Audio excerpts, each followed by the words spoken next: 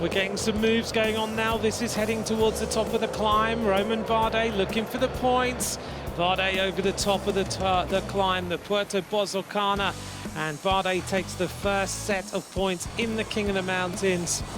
Romain Bardet takes 3 points at the summit and is now only a point back from Damiano Caruso, determined to stay close to his leader Jack Haig and above all close to the favourite in order to have a chance at the stage win. Romain Bardet makes the most of that. Here he is with the breakaway on the second climb, which has some passages at 20%. The Puerto Colladas de Ballesteros is a difficult 3 kilometres, but everyone hangs in there like Pidcock and Van Mark of Israel Startup Nation. At the summit, Bardet has provisionally moved into the King of the Mountains jersey. It's an absolute grind for the riders at the back. Meanwhile, for the pure climber Bardet, he is thriving in these conditions. He's almost at the top now. Where's the gantry? It seems to take forever. He's almost there. It's right at the top. And Romain Bardet is going to make his way over the top of the climb.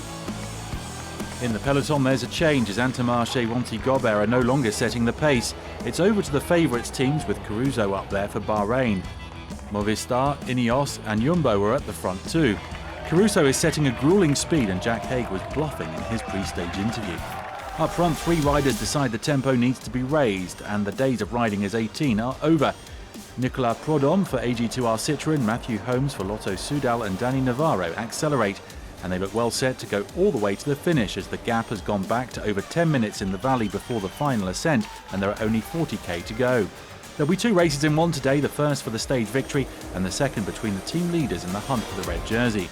Prudhomme manages to put in a gap in the valley and arrives at the foot of the final climb with a minute's lead.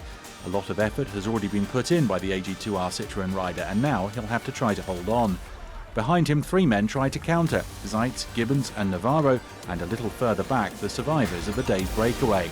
With about 6 kilometres to go, the leader sees his advantage fade to nothing.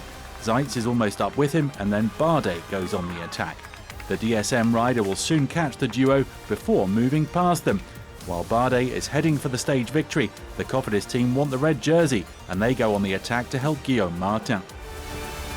At the top of Pico Vallecas, the race winner is Romain Bardet, his first stage win in La Vuelta, and so well deserved. He played it perfectly.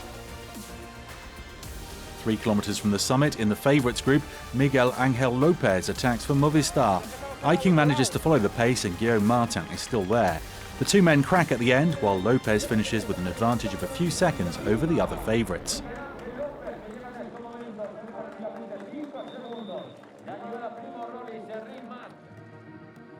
The wait was long. I've had quite a few second places. I didn't think about that today, I just thought about the race and went flat out.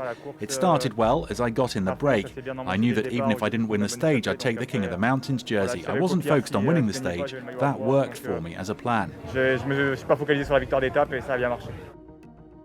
Romain Bardet had been chasing any sort of victory for 3 years and that Burgos success got the machine going again. Hirada and Vine, who crashed on this stage, finished 44 seconds back from Bardet. The favourites group comes in 10 minutes later and Eiking and Martin don't lose much time. The GC standings don't change. Eiking will try to go into the second rest day with the red jersey still on his back. No change in the green jersey standings. Roglic didn't take a point today. Jakobsen is still the solid leader. Changes though in the best climbers category as Caruso stayed with his team leader. Bardet took 23 points and now is 19 points ahead of the Italian. Egan Bernal put time into Vlasov in this stage to strengthen his hold on the white jersey. Tomorrow is another mountain stage, even if the finish comes after a descent. 4 good climbs on the 197-kilometre stage. Another potential stage for the breakaway riders, while the favourites should test their strength on the Puerto San Juan de Navas. After that, they'll deserve their rest day.